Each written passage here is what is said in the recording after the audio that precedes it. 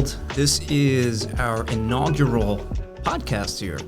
We are going to be winging it. It is Andrew Appell. It is David Fernandez. We are Team Fernandez at Sirhant. Shout out to Ryan. Let's get it. Let's get it. That's right. So what the heck are we talking about today? Who are we? What are we doing? What is this all about?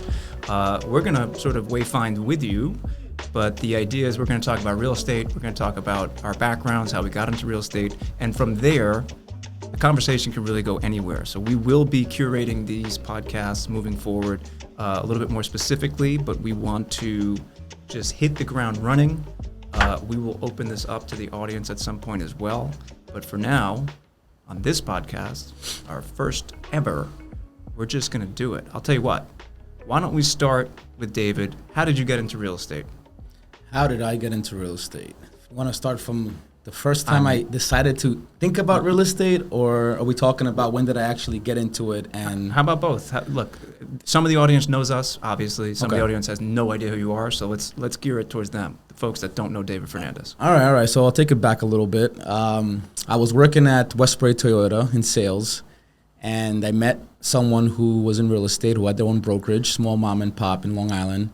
And she said that I would be perfect for sales and I should get my license. So I sold her a few cars, took a meeting with her later on, decided to give it a chance, got my license. I was 19 years old. Wow. And I said, let's give it a try. And then, unfortunately, that first experience was not great. Lasted 4 months, and I decided to move on to better things. Fast forward about 10 years, I decided to try it again after a really bad business venture I got into. For you, those that don't know, I had a cafe business in Carroll Gardens, Brooklyn, and a short-lived location in Chelsea. But I had a cafe business for about 5 years that didn't do well, failed miserably, and I really had no other choice but to do something to make money. Well, listen, I'm going to interject and say Yeah. give yourself a little bit of credit there, because I was there. The product was good. The location was great. What would you say was your biggest challenge Biggest challenge in the cafe business? in the cafe business? So the reality is that I got into something I knew nothing about.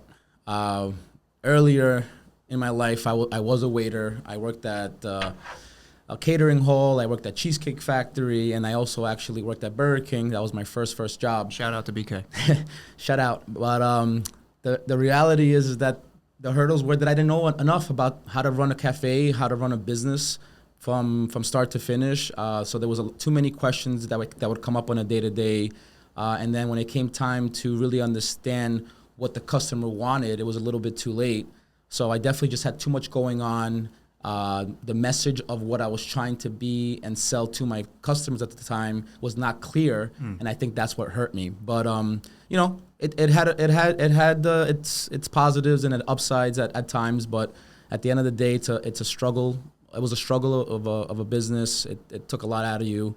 Was not worth it for me. It was I'm not gonna say it was a complete waste, because I think anything in life is a learning experience, and I got a lot out of that business.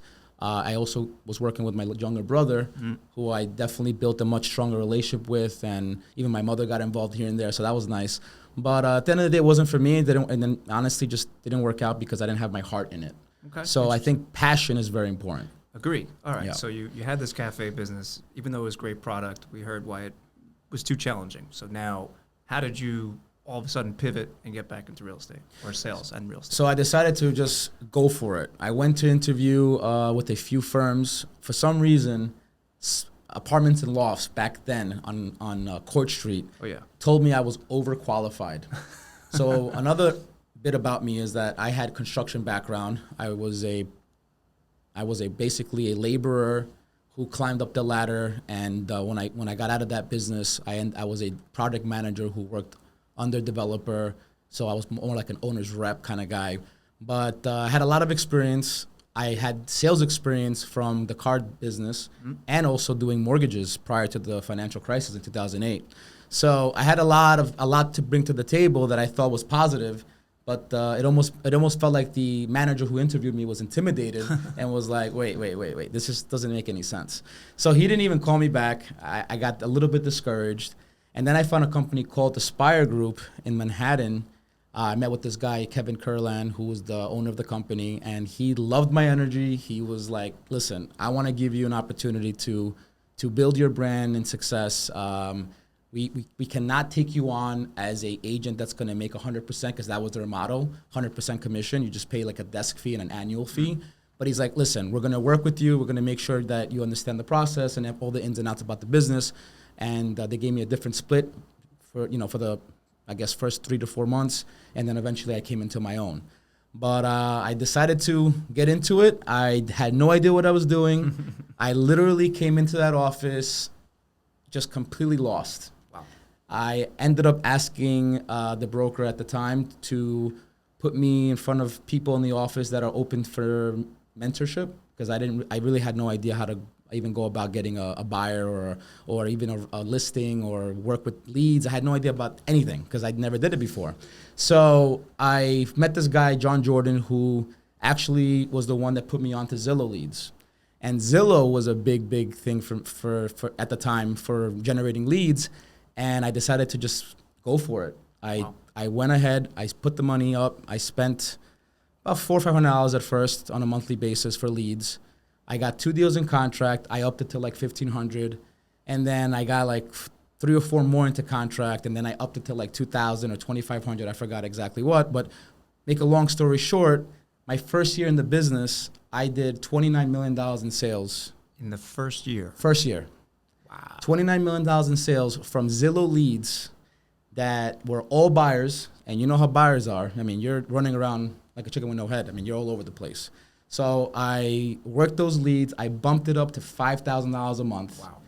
And that's how I got my career to go. So you bet on yourself. I bet on myself. You invested in yourself. Yep, in every way, by the way. I invested in the look. I invested in the car and the watch at the time. I mean, I put it all on the line. And this is while having a baby at home and a baby on the way. Wow. Yeah. How about that? I bet you didn't know that full story. Yeah. Wow. Okay. And so anything else you want to tell the audience? I mean, that you caught them up to speed, but maybe how you grew into the next chapter as a sort of buyer's agent. Yeah, so, a lot of agents actually ask all the time about my successes and how did I build what we have. So early on, I decided that I wanted to get into new development because I was in that world as a construction manager at the time, and I knew the process. I knew what it was to deal with the developer. And I even actually dealt with hiring the brokerage that represented some projects when I was in that business because I was the owner's rep. So I said to myself, why not get a project instead of going for individual listings?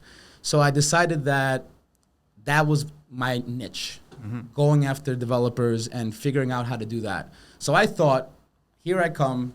We've been working together. I know you. You know me. Let me get your next project. Give me the opportunity. Wow. And and unfortunately, when I asked for that opportunity, they said, what the hell do you know about sales? Why would we give you a project? You have no idea what it takes to actually sell out a building. I'm sorry, but we're not giving you the business. And that's when I told myself, I will never have anyone tell me no again. So I did everything possible to prove to them that I can handle anything. And that's when I obviously took on the Zillow leads and was able to get deals under me and close that number that impressed them later on. So we're kind of going a little bit back to my original story. But basically, that $29 million was the fire that I got from a developer telling me to fuck off. And that listen, that's an important lesson because a lot of times, myself included and other people in the industry, they get discouraged very quickly by a hard no. You get discouraged and say, see, it's not going to work. But this is a testament to reinvent yourself or build yourself up in a different arena first so that then you can go back to that same developer a couple of years. It could be a couple of years, could be a couple of months, could be a decade later. And you say, look at this. Look at my book of business that I've closed already. Multiple millions of dollars in closed sales in prominent areas. Now I'm ready. And they're going to look at you differently. And Absolutely. It's important. I mean, listen, at the end of the day, developers are very hard to deal with. These guys have a completely different mindset and mentality about how an agent should work and perform on their projects, the relationship that you're going to have. So I think it's important to understand that at the end of the day, if you want a long-term relationship with a developer, you need to be yourself. They need to fall in love with you and what you bring to the table. You need to show value.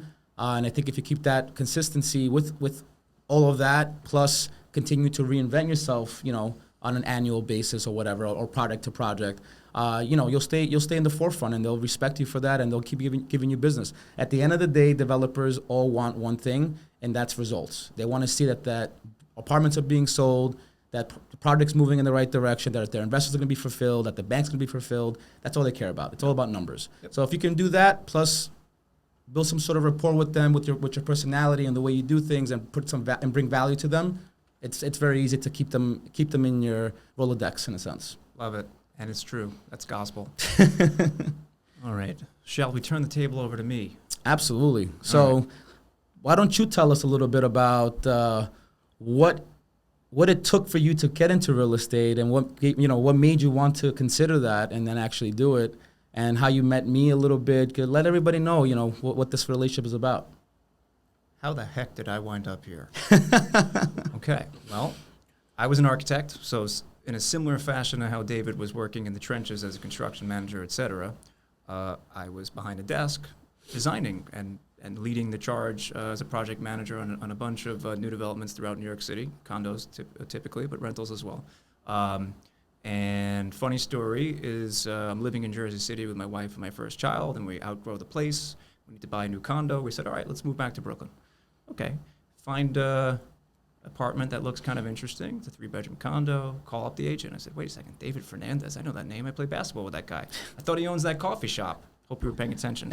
Same one we were talking about. And I did own the coffee shop. And he did, but this is as he was segueing, which is an incredible, everything in life is timing and, place and timing, right? So he shows us that place. It didn't work out, but he says, listen, I got this place. It's coming up. It's under construction right now. It's phenomenal. I can get you in. I'm telling you. All right, you know what? Long story short, because we only have a certain amount of time here, we went for it. Turns out no, you did not go for that. The first apartment you saw was my first project. Right, that's what I was saying. That one we passed on. You passed on that. On that one, but I was saying David then brought forth and said, look, here's the renderings. I'll bring you to the showroom. There's this whole song and dance. We were wooed. He's a good salesperson. That's why he was my mentor, which we'll get to in a minute. And so we did it. And lo and behold, who winds up living directly next door to us after we move in? And I mean literally directly next door, this guy right here. So we were acquaintances to begin with. We were not only basketball buddies, because we hoop it up, by the way, if you don't know that. And we could play some ball. If anybody wants to challenge us, let us know. We hoop it up. So we wound up being next door neighbors. So we were basketball buddies. He was my broker, if you will. And then it just boom, from there, hit it off. And so as a practicing architect, David was like, hey, man, I'm starting to work on these new developments. Would it be possible to do like a quick zoning research for me? I got a couple of properties some of my clients might be interested in, this and that. Sure. Hey, I'm really trying to get my website out there. I know you have that creative talent. And by the way, to cut you off for a second, that's one of the things that he's talking about right now is about how do you build momentum in order to get in front of developers. So any agent out there, most of you have asked this question, and it's a loaded question because there's many different possibilities, but one of the main ways to get in front of a developer is to present the property. So the way I was, trying to get clients at the time, I was aggressively looking for land acquisition properties that can bring value to the developer and obviously bring me in as the salesperson. So I was bringing them deals after deals after deals, but it took a lot of time out of my day to look up the zoning analysis and to understand what could be built there. And I didn't really have the background for that, so that's where Andrew came into play. And I was like, listen, you obviously have this background. You work as an architect. You work for Isaac & Stern, which is a big architecture company in Manhattan. Shout out Isaac & Stern. You can obviously do this better than I can. So instead of me wasting hours and hours and hours, why don't you do this for me? And then he agreed. He didn't agree right away, but he agreed eventually. I said, well, I'm busy also. We got like 2 kids and I have like a job.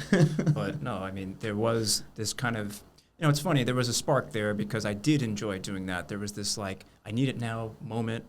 There was this like excitement about, because I worked a 9 to 5, and yes, there was overtime, and yes, there's monotonous things that you do as an architect and all that. But it kind of was plateauing at that point, even though I love architecture to this day, and I'm very involved in the architectural review for our new developments and things like that. So that's always with me forever. But there was a point where I was almost sort of like loving the side gig, and so I was doing a lot of like website stuff and branding stuff and graphic stuff, all things that were kind of on the back burner as a practicing architect. So Team Fernandez started before he even joined, and he actually helped me develop my website, my logo. He even helped with the direction of where the brand was going. So he was so involved in so many different, ways of my business that I was like, how could this guy not be on my team? I mean, I need him. I can't live without him at this point. I'm gonna cry. Also talking about bringing deals to developers, because everyone here wants to know a little bit about that as well. We did probably 50 zoning analysis for properties, and how many deals did we actually close? 0.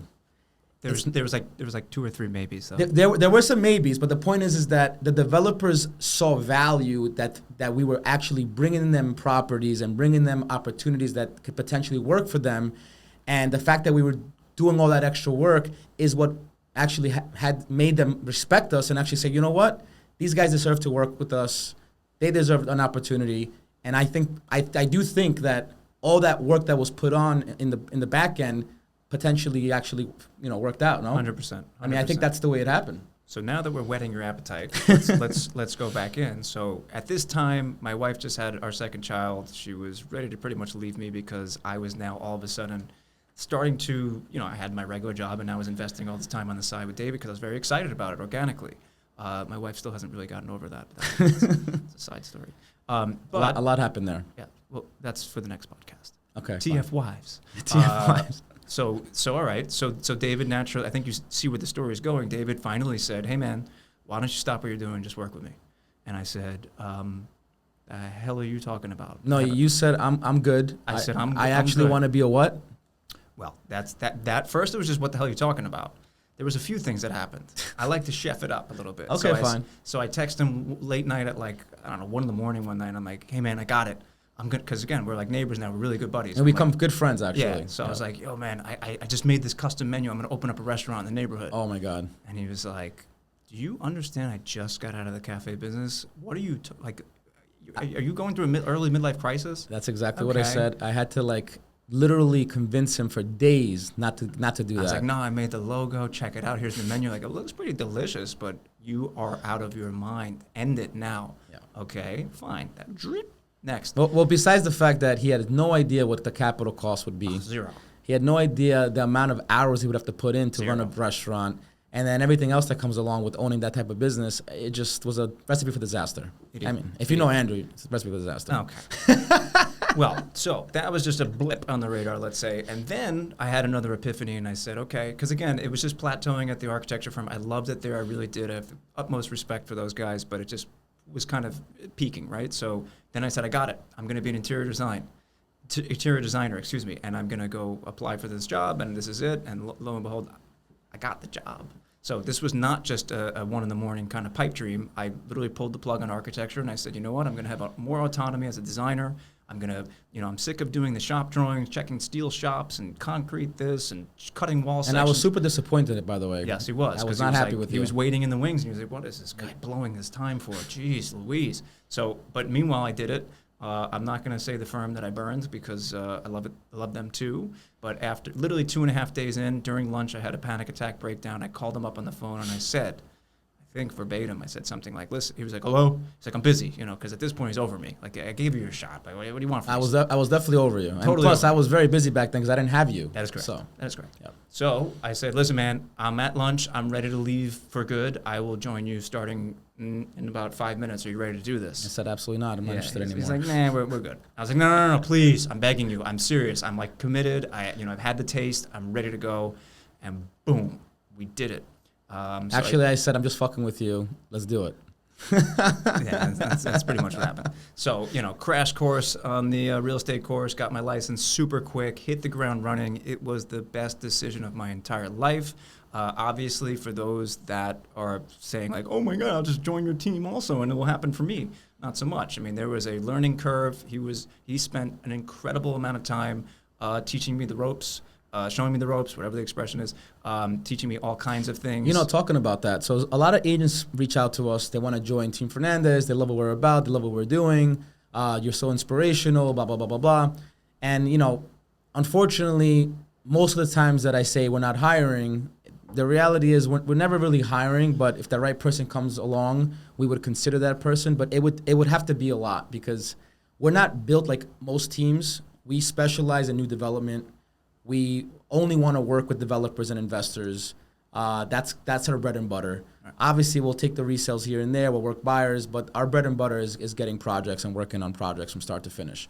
So a lot of agents come to us wanting to work with us for many different reasons, but they don't understand that we have such a niche type of a business that we can't just hire anyone.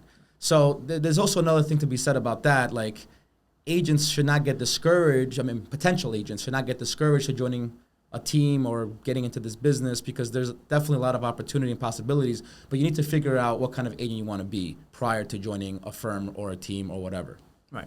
And in addition to this guy being freaking amazing and teaching me all A through Z, really, and everything in between 10 times over, I also brought a lot of added value from the get-go, too. So let's not forget that I sat at a lot of the same tables with these big-time player brokers, including Ryan, by the way, on 100 Avenue A, for example. Alt Frederick came into the office.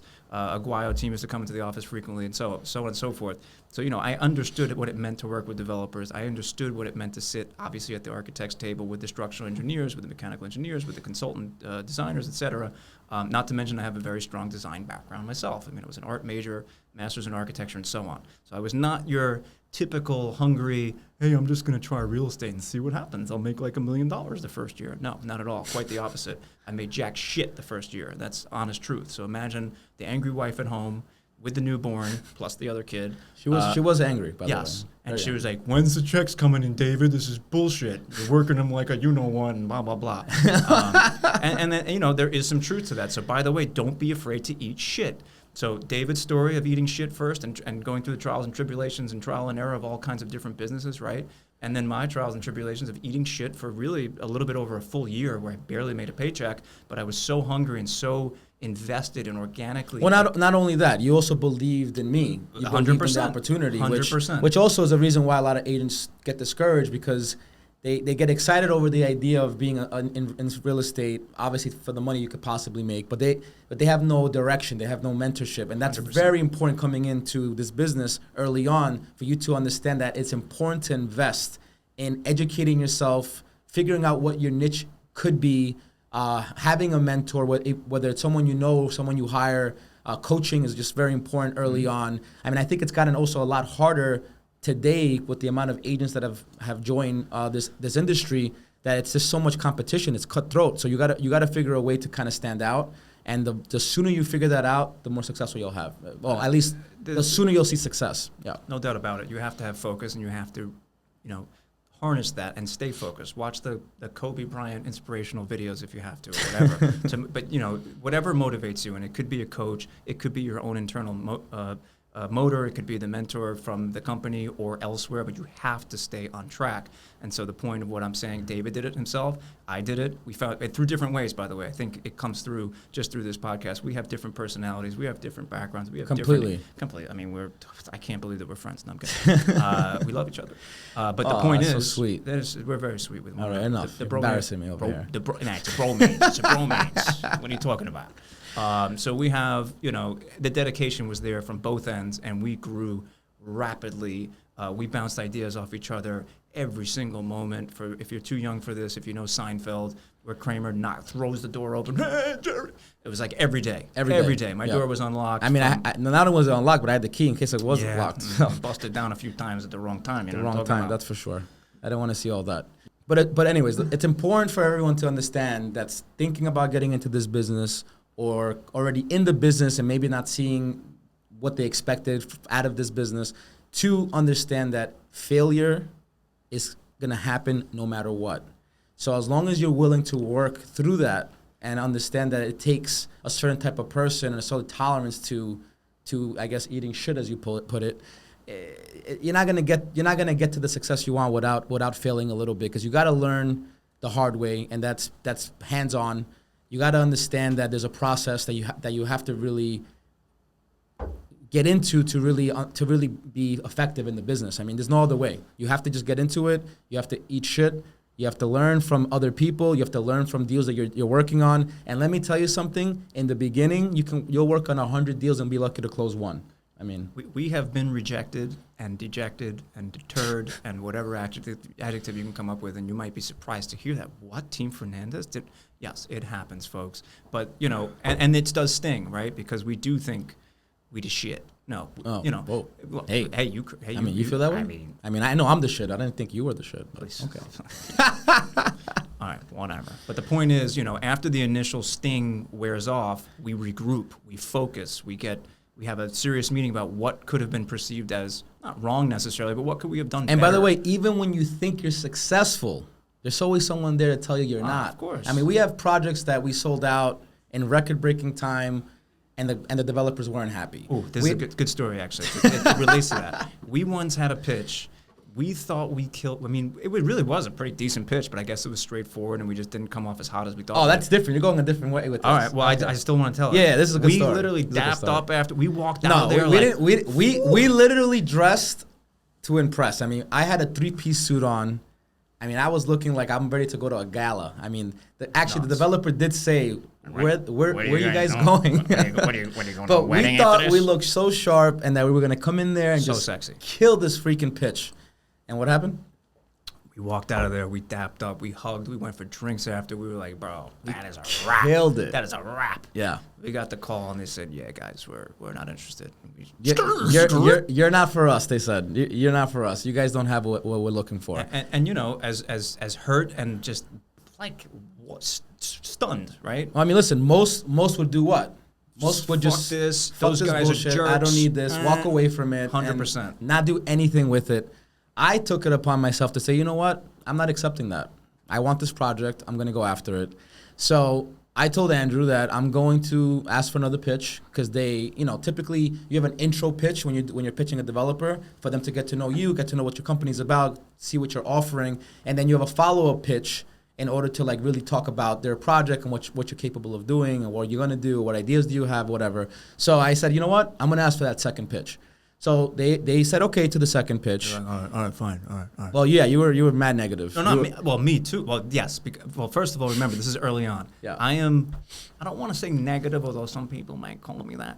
I am a realist. I like to look at things very analytically, Pessimist. and I am not overly optimistic. Let's put it that way. But not in anyhow. Yeah. So I said to him, I'm gonna ask for that. They said okay. So instead of coming in there with the standard nonsense of what my company can offer or what I can offer that really doesn't speak any volumes in any way, shape, or form, I told Andrew, let's find a place where we could take the developer and pitch them. And that place will be where we'll talk about how the product can impact this area, what the neighborhood amenities offer to this building for the buyers, and we put this whole storyline together. And Andrew said to me, are you out of your fucking mind? How are we going to put all this information together? Where are we going to get the data from? And I said, we're going to figure it out. And what happened? Okay. Well, let's backtrack for 1 second. Because remember, the original pitch was not some fluffy piece of crap either. It wasn't. It was 80 pages of there's tons of there was a lot of research and work that went into it, so it's not make believe that it was just like your company pitch, like here's what we can do for you. But it came off that way only because it was very straightforward. There was no added value. There was nothing exciting. There was nothing engaging the developers to be like, wow, these guys really went above and beyond. So it was perfectly fine, and that's why we were proud of ourselves. Correct. But it wasn't good enough. Right? I mean, we put a lot of hours in. 100%. A lot of hours in. To be clear, it was not appreciated or respected at all. Correct. Developers were not impressed. So shit happens. Moving forward. Moving on, he says, let's do like this curated neighborhood guide because they had some concerns that we didn't know the neighborhood well enough. Okay. That was the biggest concern, right, actually. 100%. So take the negative, spin it into a positive. Took them to a distillery in a place they had never heard of in their lives, which was like 3 blocks from the property. Which, by the way, had a bar, if you know what I mean. Yeah, it definitely had a bar. It was like a rye and whiskey tasting. They show you how it's made. They talk about the history of the building, the neighborhood, blah, blah, blah. All the while, then when we have our drinks, we loosen them up. We sit down. We show them this unbelievably beautiful curated neighborhood guide to show that we went to eat in these places. We went to drink in these places. We talked to people that worked at the bars and this and that. I mean, we really engaged. So not only was the presentation a smash hit and we won the project, but it actually did catapult us to know the neighborhood better and to actually, so that, it doesn't really come up that often with buyers, but oftentimes it can, or at least could lead there if you wanted to make them feel more comfortable that you really know the area, et cetera. But the bottom line is we gained something from it. And we did have a good experience doing it. It was a lot of work, and I had to stay up till 4:30 in the morning, whatever, to pump it out. But we did it, and when you do win it after that, it feels or it tastes that much sweeter. I mean, that was the best. I mean, I actually think I cried. I shed a tear. I mean, I was so excited about the opportunity that when we finally got the developers to tell us that it was our project, I mean, I had such mixed emotions. I didn't even know how to react. All I know is that I shed some tears. I then went to my wife and told her how amazing I feel and how I'm gonna kill this project, and I'm gonna do everything possible to like prove myself. And by the way, we did everything possible, sold out the building, and the developers were happy. But because of certain circumstances with the market, what was going on at the time in Williamsburg, there was some things that obviously hurt the overall project, but the developers were happy and we got the job done. Damn straight. But it's funny though, because we did literally the exact opposite of the first presentation, where we dressed up all spiff. We were in the office. We brought in our managers to introduce themselves and say, hey, this, that, and the other thing. Which, by the way, it's not always a good thing to bring the managers in. We found out. I'll give you a story about whatever. They were talking about the ovens in the apartments, and they're like, yeah, well, in New York, you can just keep your sweaters in the oven, and that's probably what you guys were doing. And it was just crickets. It was just crickets. The developers were like, what the fuck is going on here? And listen, not for nothing, that's a big reason why we're here at Sirhan. I mean, at the end of the day, we needed a company that understood what we're about, what we do, and Sirhan has exactly the infrastructure that we were looking for. Plus, the guy that runs this brokerage and owns this company is a killer in the new development space. So interacting with him, speaking to him is very easy, and honestly just makes us better. 100%. It's only going to bolster our work, our chances, our strengths, no question about it. And obviously developers love Ryan Sirhan because he's all over the place, but it makes our jobs easier, I think. Well, it will, because we're new here. We're fresh. Super fresh. Yeah, he is dreamy. Oh, man. I would cut that out. Alrighty, folks. So this is the initial podcast ever. We jumped into this without even thinking about a name. So what do? We opened it up to the Instagram to see what folks might like to see. And trust me, we tried to think about a name, but we couldn't even come up with one. So I have something, but it wasn't. It wasn't good. Stop. It wasn't good. It was okay. It was all right. All right, here we go. Let's see what we got. What do we got? Podcast names. Hooping It Up with David and Andrew. Hooping Okay. It Up. Explore with Fernandez. Ugh. He doesn't like that. Oh, okay, whatever. David Takes the City. I like that. Everybody seems to, show a lot of love to BK Broker. Yeah. And Brooklyn Ballers is cool. Brooklyn Ballers. That's cool. I like that. All right. Well, my favorite's at the bottom, actually. That is the name. It really is there, folks, for those that don't believe me. It's called Yin and Yang Sexy Time. Yin and Yang Sexy Time. That was. I do like that. It has a ring to it. I mean, I don't know. Because we are like. I think we should get some more names, though, no? Yeah. My No? voice just cracked. So any of those you like at all? I don't like any of them personally, Okay, but okay. They are a great starting point. Like we said, try better, and you'll continue. I to mean, I improve. kind of like Brooklyn Ballers, no? I just feel like that's so random and obscure and doesn't really say much. Not to mention we're filming in Manhattan. Although, look, Brooklyn Ballers is kind of cool because that's a good point. But we started out in Brooklyn. That's brother. right. So you started out in Brooklyn, obviously. And I still live in Brooklyn. All right, there you Brooklyn go. represent, dude. There you go. And my name is BK Broker, so we should it kind of works. Probably should change that. I should change my name? Yeah. Come on. Just take a vote on that. Is this live? Actually, yeah. Let's take a vote on that. We're not live on the Instagram, are we? No, we're not live on the Instagram. That we're just filming. No. If you guys have any questions, you can go on Instagram or comment down below. Peace out. Let's get it. Okay. Let's do it. We out. We out.